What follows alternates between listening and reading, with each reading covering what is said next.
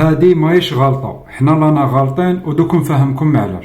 هادي ملحدة تقولك ما كاش ربي وتسبى راسول، واللايف تاعها يوصل حتى 30 ولا 50 ألف مشاهد. وعلاش قلت لكم الغلطة فينا؟ خاطش حنا نسينا رسول بلي قال لنا ما تمشوش الفاحشة بينكم.